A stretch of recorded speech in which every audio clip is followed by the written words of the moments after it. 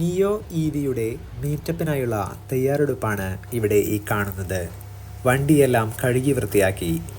പോകുന്ന വഴിയിലുള്ള എല്ലാ റീചാർജിംഗ് സ്റ്റേഷനുകളിലും കയറി ഇറങ്ങണമെന്ന വഴിപാടുമായാണ് യാത്ര ആരംഭിച്ചിരിക്കുന്നത്. സുഹൃത്തായ സാം ഒപ്പം ചേർന്നിട്ടുണ്ട്. ആദ്യമായി ചാർജിംഗ് സ്റ്റേഷൻ കണ്ടതിൻ്റെയും ചാർജിംഗ് ചെയ്യുന്നതിൻ്റെയും കൗതുകത്തിലാണ് അദ്ദേഹം ചുറ്റും കാര്യമായി വീക്ഷിച്ചുകൊണ്ടിരിക്കുകയാണ്. പോകുന്ന വഴിയിലുള്ള ചാർജിംഗ് സ്റ്റേഷനുകളായ കണ്ടശാങ്കടവ്, വലപ്പാട് എന്നീ ചാർജിംഗ് സ്റ്റേഷനുകളിൽ കയറി 100% അടുത്ത് ചാർജ് ചെയ്ത ശേഷം മാത്രമാണ് യാത്ര ചെയ്യുന്നത്. അവസാനമായി എത്തി നിൽക്കുന്ന ഈ ചാർജിംഗ് സ്റ്റേഷൻ കലൂർ ചാർജിംഗ് സ്റ്റേഷനാണ്. ഇവിടെ നിന്നും ചാർജ് ചെയ്ത ശേഷം റൂമിലെത്തിയപ്പോൾ സമയം 2:45. അടുത്ത ദിവസം ഞായറാഴ്ചയായതിനാൽ ഇടപ്പള്ളി പള്ളിയിൽ കുർബാനയ്ക്കായി പോയി. ഡിജിറ്റലൈസ്ഡായിട്ടുള്ള ഒരു പള്ളിയാണ് ഇടപ്പള്ളി പള്ളിയെന്ന് അവിടെ നിന്നും വ്യക്തമായി. പള്ളിയിൽ നിന്നും തിരിച്ചെത്തുമ്പോഴേക്കും മീറ്റപ്പിനായുള്ള സിംഹഭാഗം പേരും അവിടെ എത്തിച്ചേർന്നിരുന്നു. AC ഹാളാണ് അറേഞ്ച് ചെയ്തിട്ടുള്ളത്. എല്ലാവരും അവിടെ തിരക്കിട്ട ചർച്ചയിലാണ്. ചർച്ചകൾ ഇവിടെ മുറുകുകയാണ്. അതിനിടയിലാണ് മറ്റൊരു കാര്യം ശ്രദ്ധയിൽപ്പെട്ടത്.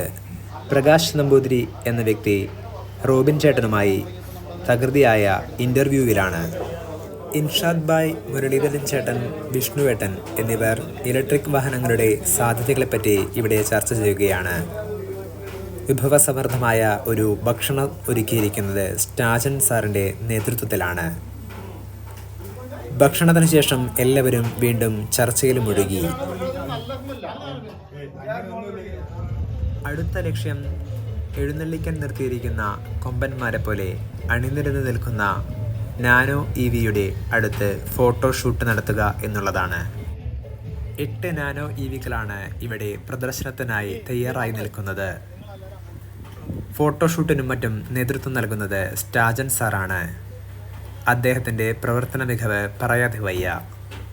ഫോട്ടോഷൂട്ട് കഴിഞ്ഞതും എത്രയും പെട്ടെന്ന് വീടണയാനുള്ള ശ്രമത്തിലാണ് എല്ലാവരും. മഴയ്ക്ക് സാധ്യതയുണ്ട്. എല്ലാവരും കൂടെ ചേർന്ന് നിൽക്കുന്ന വീഡിയോസും ഫോട്ടോസും ആവശ്യത്തിലധികം പകർത്തിയിട്ടുണ്ട്. വീണ്ടും കാണുമെന്ന ഒരു ഉറപ്പാണ് എല്ലാവരും പരസ്പരം കൈമാറുന്നത്. ഞാനും അവരോടൊപ്പം സംസാരത്തിൽ പങ്കുചേർന്നു.